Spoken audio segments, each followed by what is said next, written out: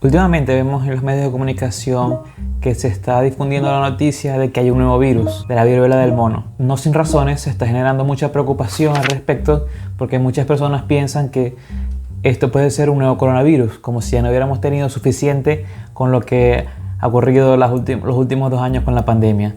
¿Es esto una nueva pandemia o es simplemente un escándalo mediático? En este video voy a tratar de mostrarte la evidencia científica que hay al respecto y vamos a aclarar algunas diferencias que son muy significativas entre este virus y el coronavirus, y al final vamos a responder si esto es verdaderamente una nueva pandemia que se está generando o no hay razones para alarmarse tanto. Voy a tratar de ponerte aquí abajo las referencias de los artículos científicos. Esto es un caso muy distinto al del coronavirus, porque el COVID fue un virus nuevo que se aisló en 2019. En cambio, este es un virus mucho más antiguo. La primera vez que se aisló fue en 1953 en un mono, y la primera vez que infectó a personas fue en 1970. Es una enfermedad conocida y que ya más o menos tenemos una idea de cómo se comporta. La viruela del mono no es realmente una viruela, es un virus muy parecido. Es un virus que pertenece a la familia Orthopoxvirus y que produce una clínica muy parecida a la viruela, pero también más leve. La primera vez que se identificó en humanos fue en 1970 y apareció por primera vez en el boletín de la Organización Mundial de la Salud en 1972. El primer caso diagnosticado ocurrió en Zaire, que actualmente es la República Democrática del Congo y que además es el país que ha tenido el mayor número de contagiados a lo largo de la historia. A partir de ese momento, el virus se ha vuelto endémico y en algunas ocasiones particulares se ha trasladado a otros países de África, y en casos más puntuales, sobre todo recientemente, han aparecido casos en Norteamérica o en países de Europa. El primer caso fuera de África ocurrió en el 2003, cuando muchas personas de Estados Unidos desarrollaron fiebre,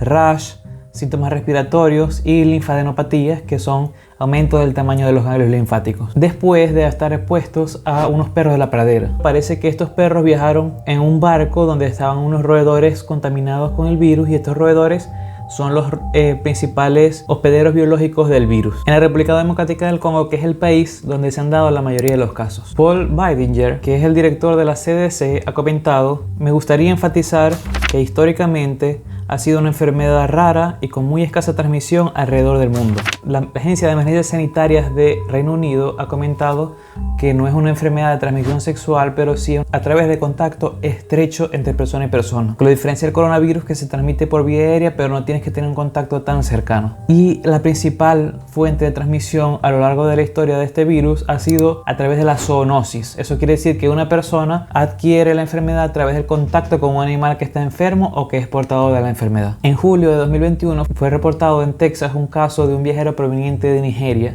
y parece que se presentaron algunos casos esporádicos, todos de personas que venían desde África. Más cerca de esta fecha, en mayo de 2022, el Reino Unido reportó 9 casos positivos del virus, el primer caso siendo identificado también en un viajero que procedía de Nigeria. A partir de este caso índice se confirmaron 2 casos más dentro de la familia de ese paciente, uno de un adulto y uno de un infante. También se han reportado casos que son producto de contacto con ratas, conejos, ardillas, monos y gacelas. Ok, entonces ahora tenemos un poco claro que no es una enfermedad nueva, y ahora vamos a hablar un poco de qué es lo que puede ocasionar esta enfermedad.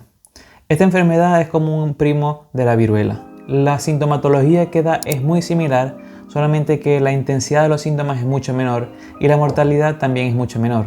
Inclusive las personas que están vacunadas para la viruela, que actualmente son prácticamente exclusivamente personas que están en riesgo porque es una enfermedad que se considera erradicada, tienen mayor protección contra la infección por este virus, y también las infecciones son más leves. Usualmente se componen de síntomas gripales, erupción cutánea, rash, sobre todo en las palmas de las manos. Es una enfermedad que tiene un periodo de incubación desde el contacto con el patógeno hasta la enfermedad en promedio de 12 días. En la etapa de prodromo preeruptiva, normalmente la persona tiene síntomas gripales, puede tener dolor de cabeza, sudoración, dolor de espalda, malestar general y dolores musculares generalizados. Después de que empieza la fiebre, lo más característico es la aparición de linfadenopatías, que son los ganglios aumentados de tamaño y que en esta enfermedad en particular son bastante características y bastante grandes, que suelen aparecer unos 2 o 3 días después del inicio de la fiebre. La mayoría de las personas desarrollan un exantema que aparece entre 1 día y 10 días después del inicio de la fiebre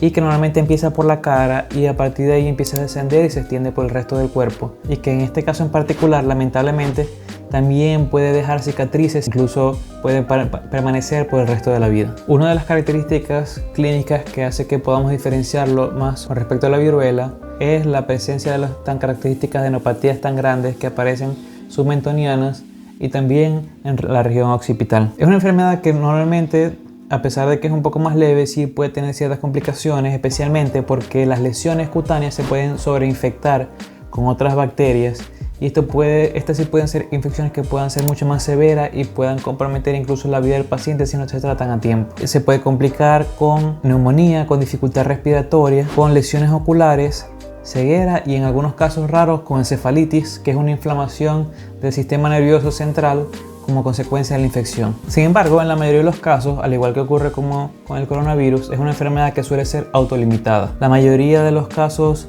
se solucionan luego de 2 a 4 días de que el momento más intenso de los síntomas, pero en el caso de los pacientes africanos, la mortalidad sí es cierto que fue mucho más elevada, alcanzando entre 1 y 10% de mortalidad.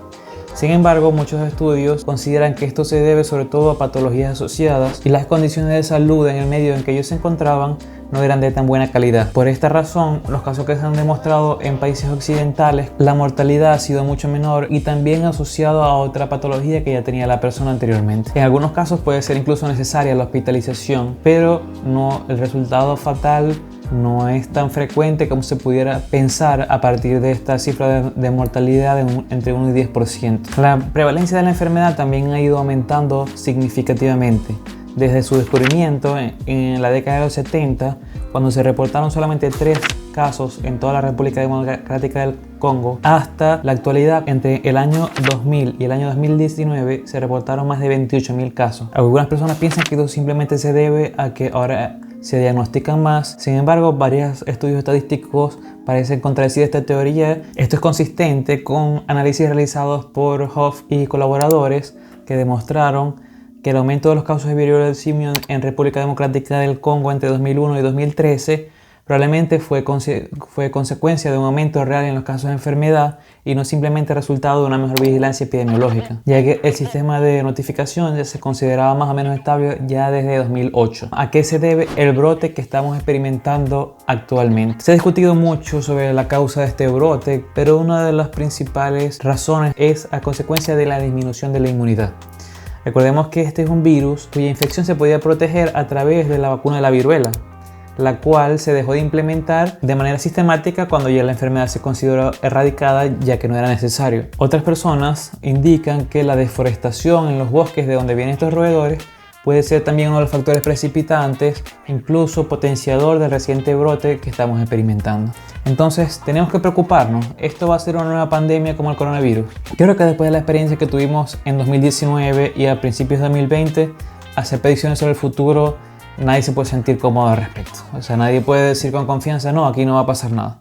Sin embargo, creo que podemos tener bastante confianza de decir que es poco probable que eso ocurra, especialmente por el medio de transmisión. Esta es una enfermedad que se transmite en la mayoría de los casos a través de animales contaminados, y a pesar de que se transmite de persona a persona, requiere un contacto mucho más estrecho que el del coronavirus. Este es un tipo de contagio que también hace que la enfermedad se transmita mucho más lentamente, y además los síntomas son mucho más característicos. En el caso del coronavirus, una persona podía estar asintomático, tener solamente una fiebre, pensar que era un catarro, se acababa la enfermedad, no pasaba nada y esa persona había contagiado a todas las personas de su entorno, o por lo menos una buena parte. Este es un caso distinto. Las personas enfermas suelen tener unos síntomas que son bastante característicos y que por lo tanto ayudan a diferenciar un poco la enfermedad y también a localizar los casos. Por eso es que yo creo que no es necesario que cundamos en pánico. Es muy poco probable que esto sea un nuevo coronavirus y que se vaya a desencadenar una pandemia. Pero quién sabe, de aquí a un año yo puedo hacer otro video diciendo que todo esto fue un error y esto fue un desastre global, pero la verdad es que yo no creo que eso vaya a ser así. Sí es importante estar alerta, y varios expertos han comentado que la transmisión puede ser mucho mayor si los casos no se denuncian a tiempo. Pero a pesar de eso, es un brote serio y es una enfermedad seria, por lo tanto hay que tomárselo seriamente. Bueno, espero que te haya gustado este video, espero que esto te haya sido de ayuda. La idea no es aquí que nadie entre en pánico, pero tampoco la idea es como que simplemente se rechace como algo que no tiene ningún tipo de importancia. Obviamente, como todas las enfermedades tienen su importancia, espero que lo hayas disfrutado y nos vemos en la próxima.